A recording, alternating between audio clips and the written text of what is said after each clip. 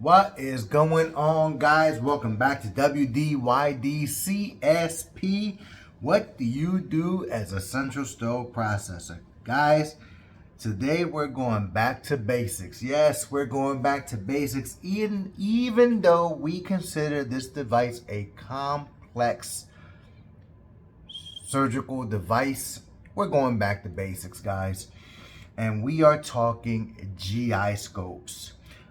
Guys, this is a HQ 190 scope here. It's a GI scope. And we're just going to talk basics here, guys. And we're in decontamination. So, what are we talking about? Well, hopefully the pre-cleaning was done. The pre-cleaning, guys, let me tell you something about the pre-cleaning, guys. When we read IFUs are based on worst case scenario, right? But we hope that the pre-cleaning is done correctly, right? They have their own set of IFUs that they have to follow with flushing and how immediate they have to do it after the case. So I'm not going to cover the pre-cleaning, guys. I'm going to talk about what we in decontamination come across. Well, guys, they call it complex simply because there's just a lot going on, right? If you look at an IFU, the IFU is pages and pages and pages and pages and pages, pages and pages and pages and pages of detail. But if we scroll down to our part, guys, I know many of you are going to hang me up by my neck for this one, but it all comes down to the basics, guys. Time, temperature, concentration, and contact, right? We have to abide by those rules, guys. But when it comes to flexible scopes, it's number one, we don't want to damage it any further. So we have to leak test it. And if you look at the IFUs of GI scopes made by this company, I don't see or haven't seen an IFU that talks about dry leak testing. And if you're dry leak testing these scopes in your facility, I suggest you stop and go into wet leak testing. This is what a dry leak tester looks like, guys. I would not trust this in a wet leak testing scenario because we cannot maintain pressure. But for those of you that don't know where the leak testing is, it's the first step of cleaning. So this is the leak testing port right here, guys. Okay, there's all kinds of attachments and ports here, lights adapter, airways, water inlets, suction valves here and there, all kinds. But the leak test is almost, you can't connect this nowhere else, guys.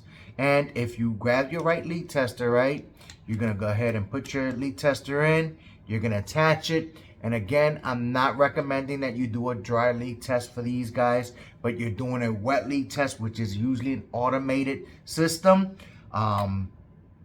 Wet leak testing is done in clear water, okay?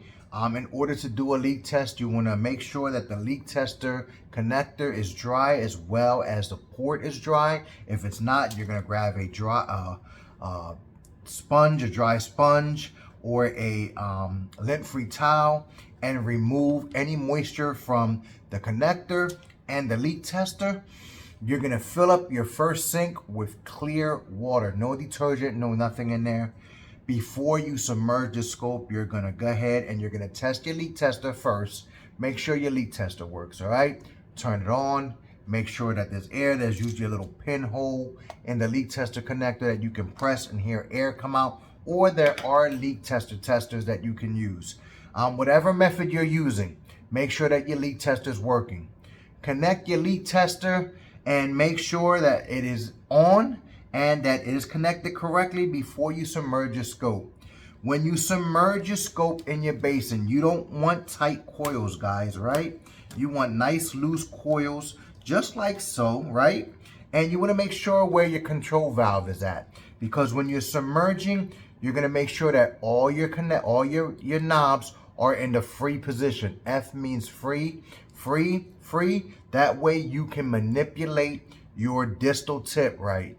Under the surface of the water, you want to go ahead and manipulate up and down, left and right, right? And you want to do this for 30 seconds, right? Because you want to make sure that you uncover any leaks that there's possible on there.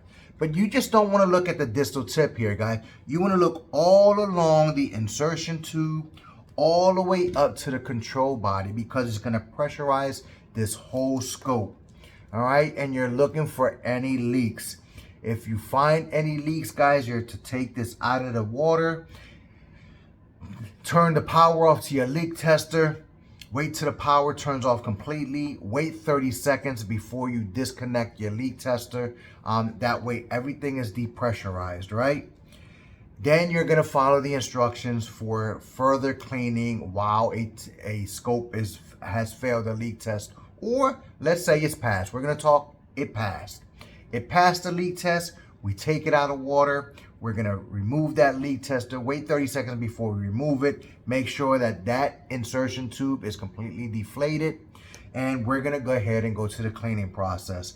Guys, make sure that you fully rinse your scope, and even though you had it underwater submerged, give it a good rinse, just in case there's any pre-treatment or any there, or any kind of soil on the outside of the scope. Remove all that. We're gonna go ahead and place it into a bath that is submerged, right? And a detergent. So when we place it in this detergent bath, guys, again, this is where I disagree, and this is where my opinion comes in with cleaning scopes or any device.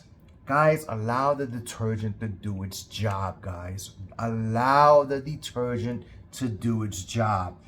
And although we have a lot of automated processes, it is important that when we submerge our scope, that we prime all the ports with detergent, right? Any port that can be primed with detergent, we want to go ahead and prime those so that the interior of the scope has contact with that detergent.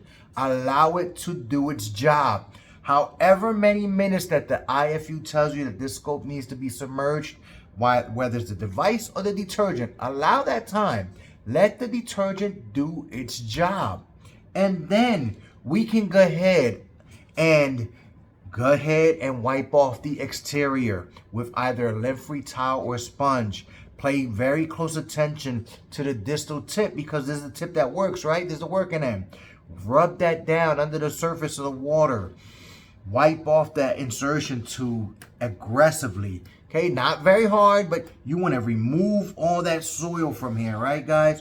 All the way towards the end of the scope, the control body, around all the connectors, these knobs right here. Grab a soft bristle brush, get around those control knobs really, really good, and make sure that those bristles reach all the way in there, guys. Get those control valves really good, all around all the knobs, around the edges of the control connectors, this whole control body. When you get to the light adapter, the same thing, guys. Get a brush and get around those probes and those connectors there. Get around those threads, all these connectors. Get it very, very well.